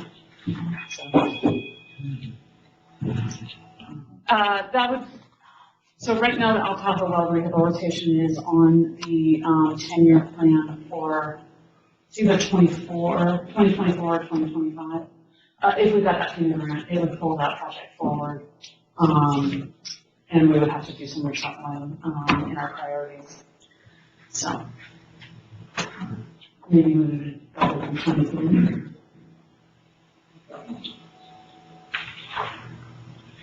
We're ready for a proposed board action. Sorry, No, it's all right. No, one thing I did try to point out in that memo that if you take a look at our source capacity, okay, with the plumbing well down, we have about 17 million gallons a day, okay? During the Angora fire, historically, our largest water use was a little over 12 million gallons a day that we used on that fire, okay? So, again, as they said, if baby went down, that's 6 MGD right there, okay? And that puts us right there without, anything else going down.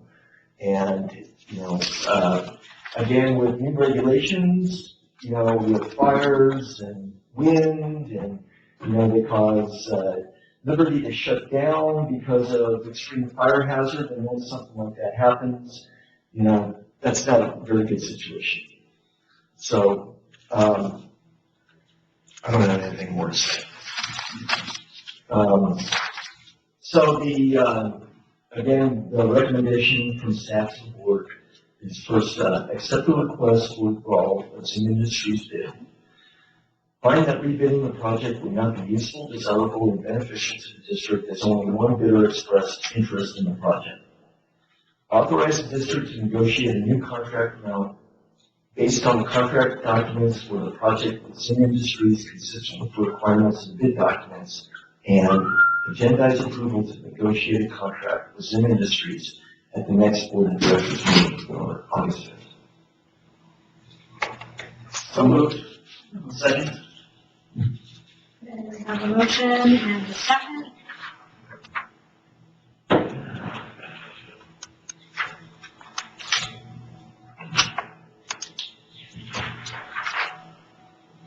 After beating it to death? Yeah. Thank you, everybody. Yeah, thank you. John, looks like you are. Thank you all. Glad to see your sweatness. These kind of problems are tough, and you can see it in your faces and hear it in your voices that this is the type of thing that keeps you up. So help us figure out how to pay for this, and we'll get over all these problems together. So I think it's considered, we didn't get bids the first round for long. This is the perfect storm for this road. Oh. There's a lot of things to be considered. I mean, the concept of needing 12 million gallons of water without any power is terrifying. Oh, yeah. And that's what's going to happen in the event of a fire. I can't stress that enough to people. In the event of a fire, all this will be for naught with our pumping system, with the energy system we have today. We was completely open to fire, not be able to provide any water fighting. It's the single greatest threat we face, and we have to. Okay, next item. I was excited, maybe board policy manual. So this item is in regards to proposed changes to the board policy manual. These changes were discussed during a recent meeting with the board AD-HOC committee with Kelly and Chris. This is the Committee for Organizational Structure, Service, and Efficiency. And on this item, we're looking at a couple fairly simple changes, I think, in section 2060. Really, these just clarify controls and processes in regards to the GM's powers and duties. The first one basically identifies the acting general manager in my absence. In the write-up, I have identified this person as the CFO. I actually would like to make a slight addition to that in the edit, so that it would say, in the case of a temporary absence or disability of the general manager, the chief financial officer, and then I would add, or another senior manager shall serve as a general manager pro tem. Could we change it to say chief financial officer, and in the event it can't be the CFO, then it would be what you said? So we'd initially go to Paul straight away, right? If you were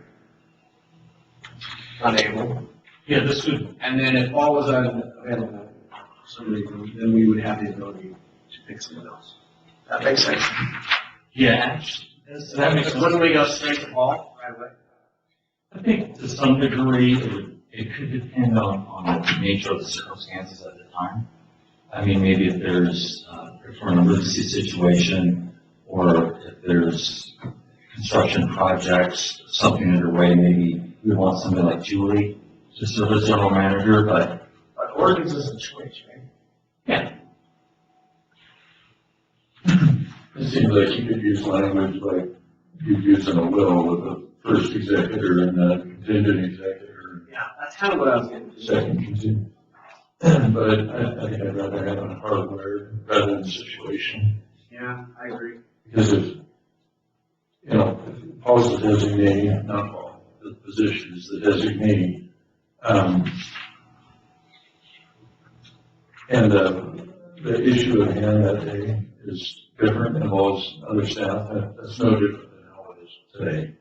I mean, the focus of issues falls on different staff at different times. So but I think that the general manager could still be designated and hardwired into the manual. So, you know, if you wanted to add a second for a contingent designee, then that'd be fine. I don't know that If the CFO is not available.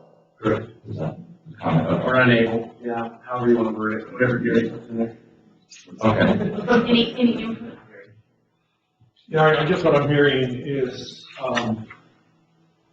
up to the point where it's written here where it says, the chief financial officer, then maybe add in, and if the chief financial officer is not available, then whoever you want to be the other person, get the position. It says that. What it does, but you were actually changing it. It says that the chief financial officer is unavailable to serve, that's your manager pro tem, or at least the board would then choose. Yeah, I guess the question is, do you want this to have to come back to the board, or would it be automatically, if the CFO is unavailable, that it auto rolls to the next person designated? Somebody that we designate. Yeah, you could name like, you know, head of engineering, manager. Or a senior manager, which is more general. Yeah. But someone's got to make the selection as who that senior manager is going to be. What's the process for selecting that? As a, either picking a particular position or the process to pick that position.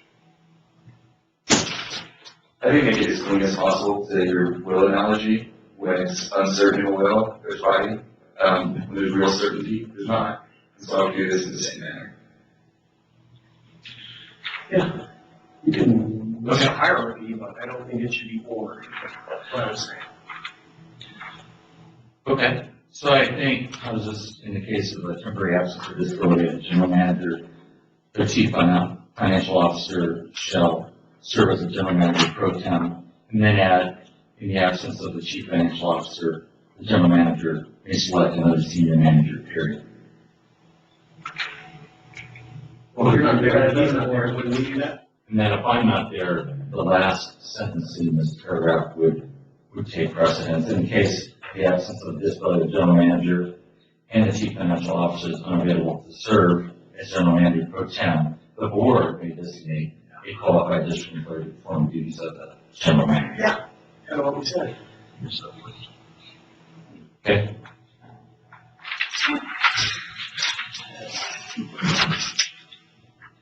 So it really doesn't change that much.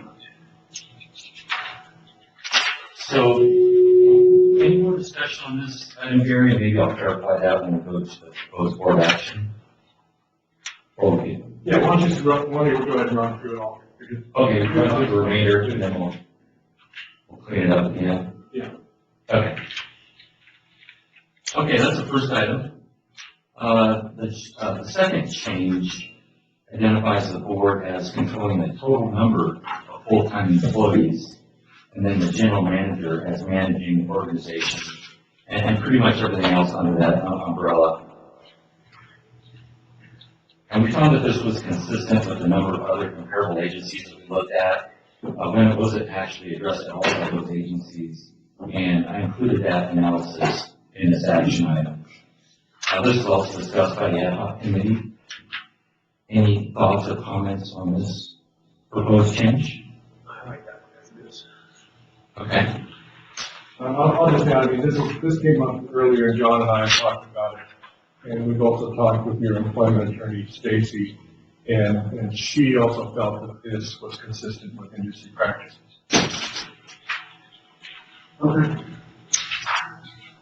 Okay. So I'll circle back to the requested board action. I believe the side letter of the management unit, specifically addresses it, and the language is not with that. And so I don't know if there was a sequencing to rectify that, but I want to bring that to your attention. I think the side letter said, the CFO or the engineering department manager may serve as general manager in the general manager's absence. Yeah, I don't remember the exact wording. So I feel like It was a discussion, but we did originally decide that. So I feel like this change would be consistent with that, and we feel like we can clarify that side letter if need be. Paul, Julie, any comments related on that? Steve's correct. I mean, the side letter basically just said the CFO job description and the EDM job description will add the language that either one of those positions may fulfill the duties of the acting general manager in the absence of the general manager. So I think these changes as revised, as we talked about, will be consistent with that side letter language. Okay, and so both job descriptions would still be modified to say they may act. To say may. Yeah, okay. Yeah. But this policy goes initially to the CFO. So does that exclude us from assigning another manager to that spot in the event you can't do the job? Or we go in that hierarchy like you, CFO, EDM, in that order? Yeah, I think that's consistent. That all works. Yeah. Do we have the side letter in our packet here? No. And that was enacted, I think, last November, December.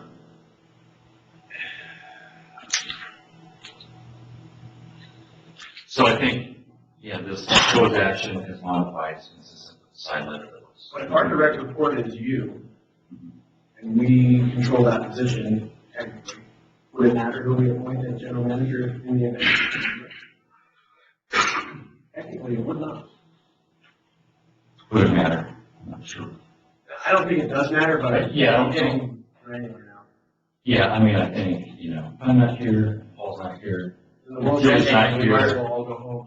I don't think anybody's gonna say, this isn't in my job description, I don't know. Your policy supersedes the side letter. Because, for example, in the past, well, currently, my job description doesn't say anything about fulfilling the duties of the GM. But that it was always assumed that I would in the absence of the GM and the previous assistant GM, and that occurred. So that's always been in place. So yeah, whatever policy you put in place, like I said, supersedes any side letter that we have with the management group. Or in the job description. Or in the job description, yes. Okay, semantics. Sorry, can we repeat that?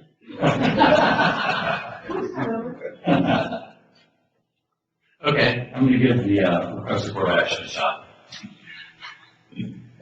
Requested board action is to approve changes to section 2060 of the board policy manual, and including the additional language of, in the absence of the chief financial officer, the general manager may identify another senior manager to serve as the general manager pro temp, period.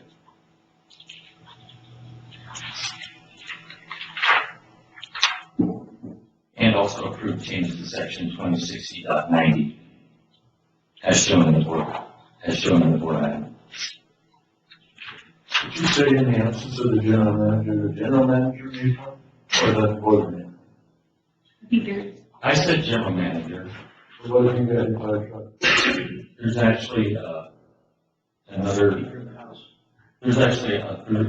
last sentence of this change. Includes that component. If I'm not here to make that designation, it falls to the board. Okay.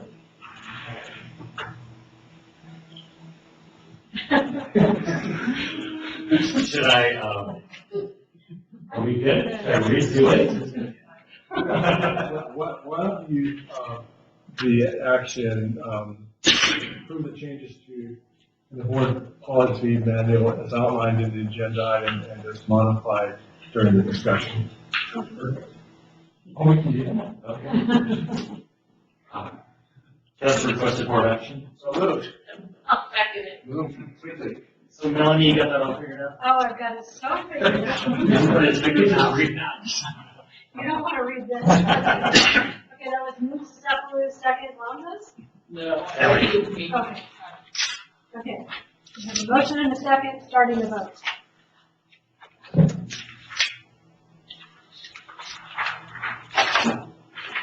Motion passes unanimous. All right. I am going to move approval of payment of claims in the amount of $3,273,839.38. Second. Okay, the motion and a second. So the motion. Go back to the motion. Motion.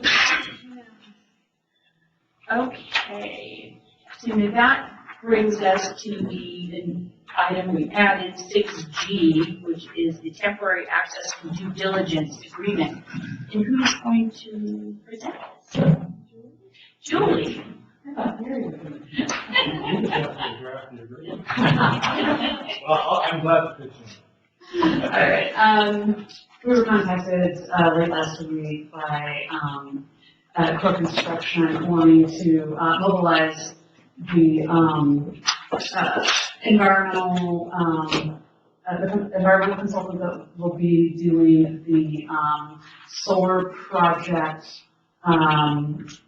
documents for us, as well as the geotech that would be assessing the site for the foundations for the solar arrays. In advance of the board taking consideration of the PPA, they're doing this basically at their own risk, but they know that they need to get this work moving now, or else we're going to lose construction season next year.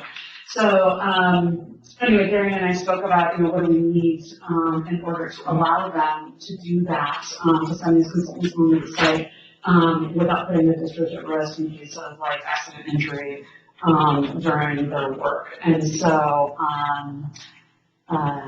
what we came up with was what are we calling that, a temporary site access agreement? Yeah, it's temporary site access, and we developed this agreement that allows the core construction to have their folks and consultants are using to go on to the area that's being designated for the solar project to do their investigation.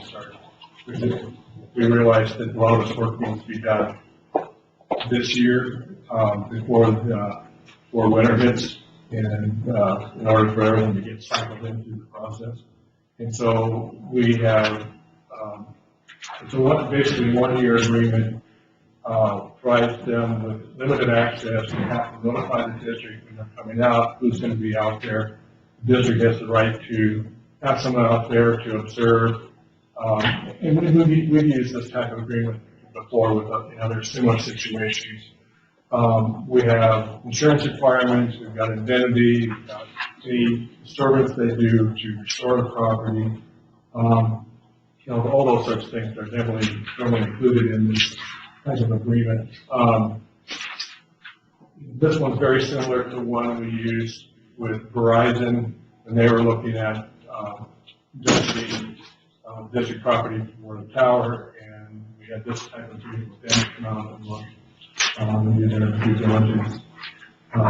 This one has not yet been seen by Core, so when we get to requested action, we want to make it, subject to final negotiation between district staff and legal counsel and Core to finalize it. But it's really pretty straightforward agreement. I'm glad to answer any questions about it in particular. Again, we apologize for this coming up at the last minute, but we just became aware of Core's desire to get out there, and given that there's another 3 weeks before the next board meeting, they wanted to move sooner if possible. Well, for me, I'm surprised that general manager can't handle these kinds This is and you and I talked about this. When the district grants rights in its property to third parties, they're not doing work. This is not work being done for the district. This is being work done for Core and their group. It's different than hiring a consultant to work on an engineering project. It's not just a dollar limit as far as authority to sign. It's actually giving a third party rights in the district's property. And so that's why this type of agreement needs to come forward.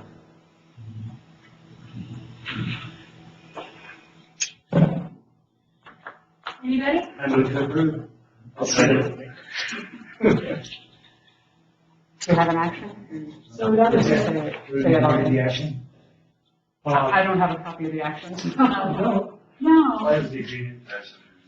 So I think the requested board action would be to approve the temporary access and due diligence agreement with Core Construction and then authorize district staff to negotiate any minor non-substantive changes with Core to finalize the agreement. I'll second. Okay. We have a motion and a second.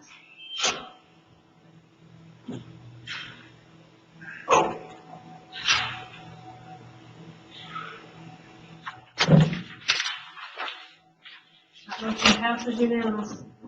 Thanks, everyone, and thanks, Gary, for pulling that together so quick. Just a related comment, looking ahead on the sewer project, our AD-HOC committee is planning to meet on August 2nd, and right now we're looking to be back in front of a full board on August 19th.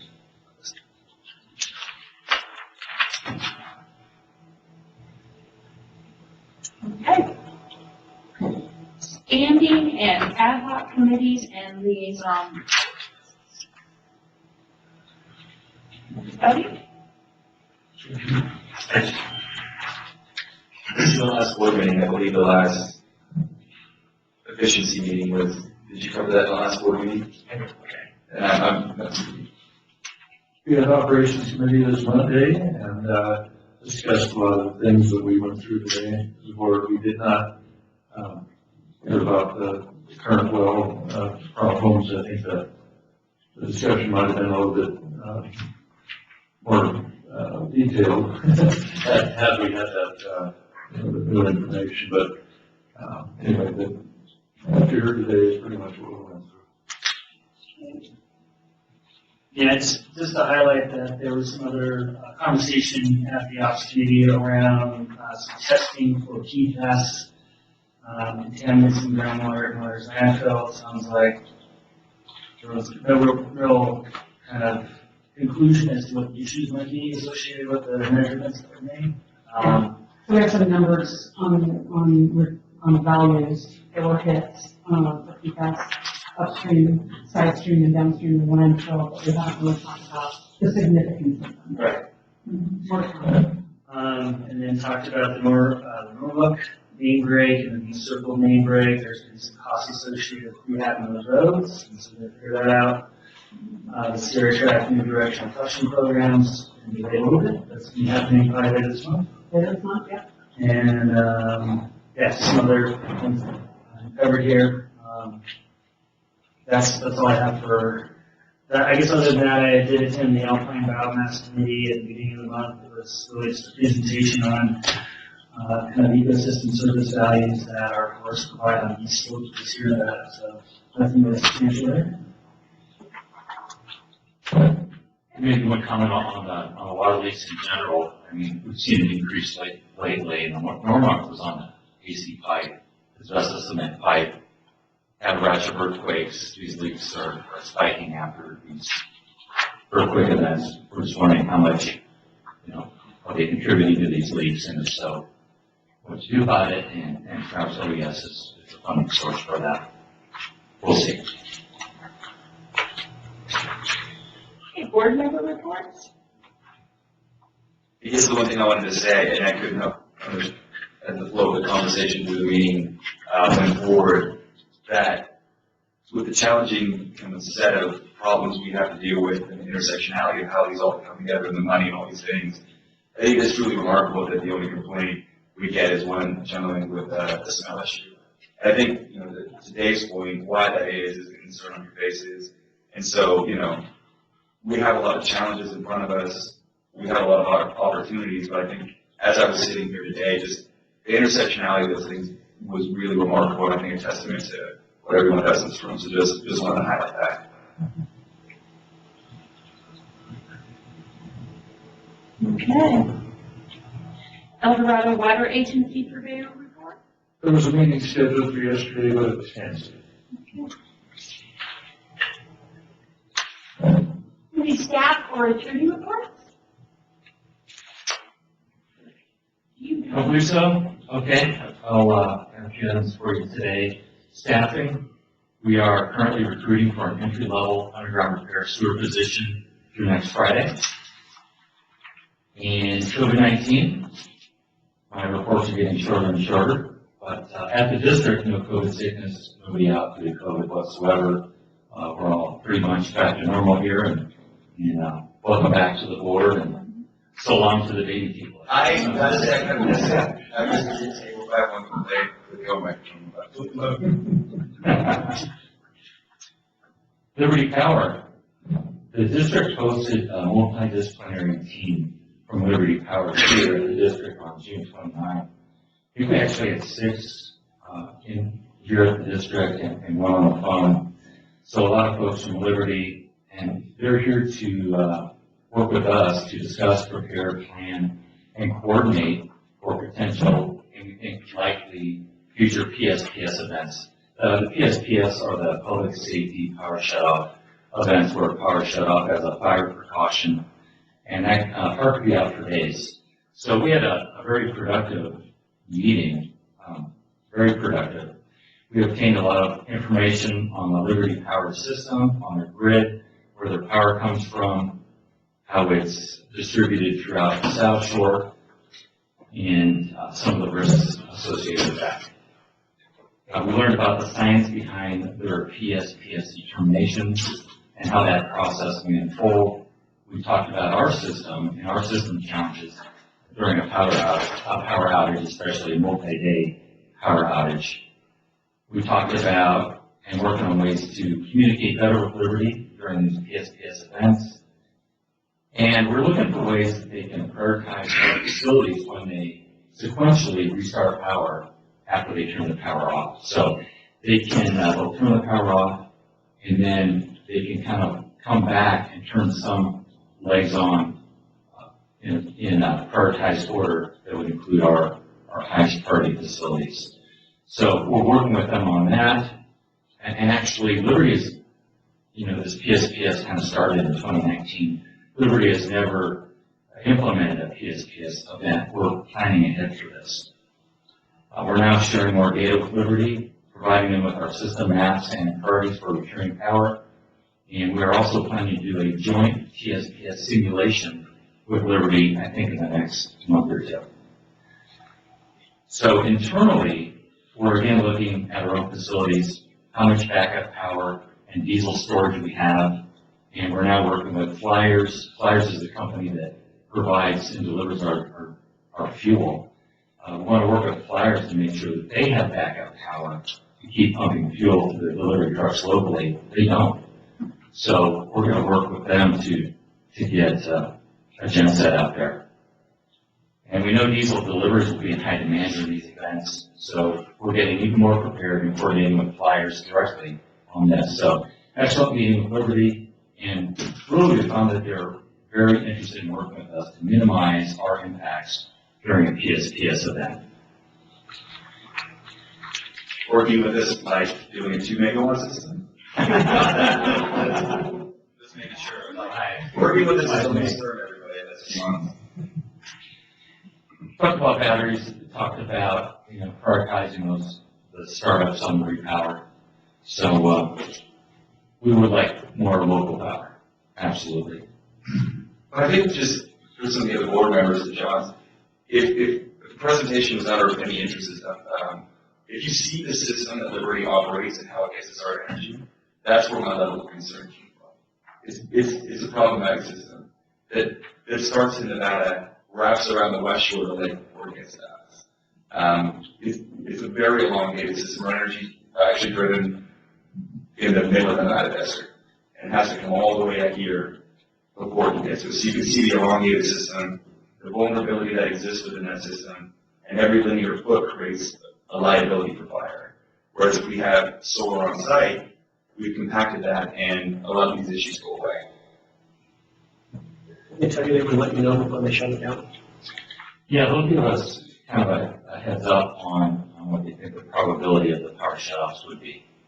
They monitor, winds, fuels, humidity, those sort of things. So they have a forecast. They can kind of tell us a few days ahead of time what the probabilities are. Of course, the closer you get to the shutoff, the higher the probabilities. And we created some direct line of communication with their operations team. And I think that the simulation is really important when we do that sooner than later. To run through this, what would we do on our side, how would we communicate with them, and then kind of go through kind of a repower simulation.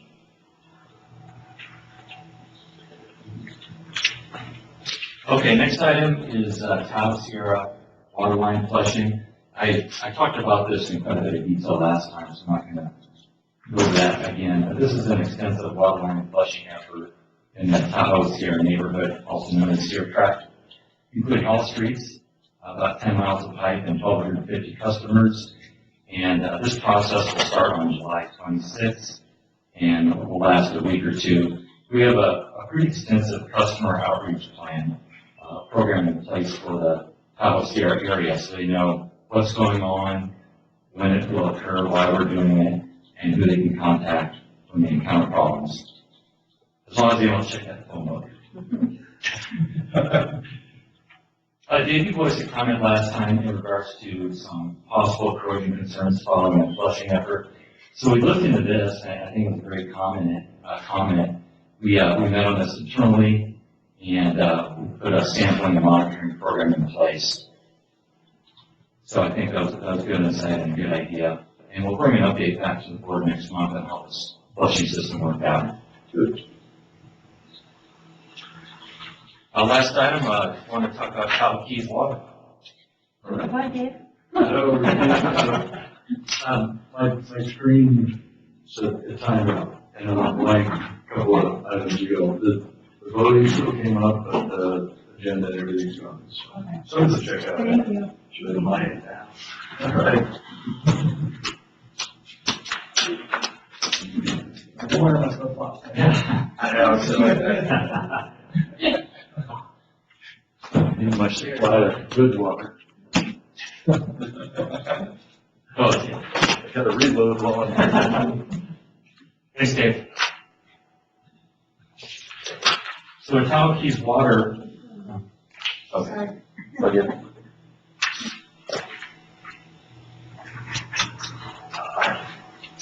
Go ahead.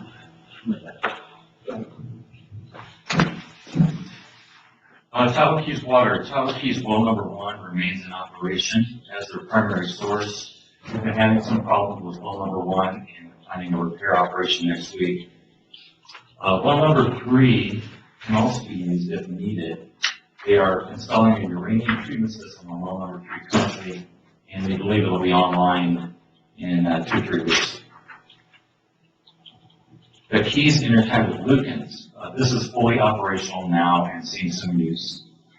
And I think I mentioned this last time, but Lukens well number 5 is also online, including that carbon treatment system for PCE that was recently completed.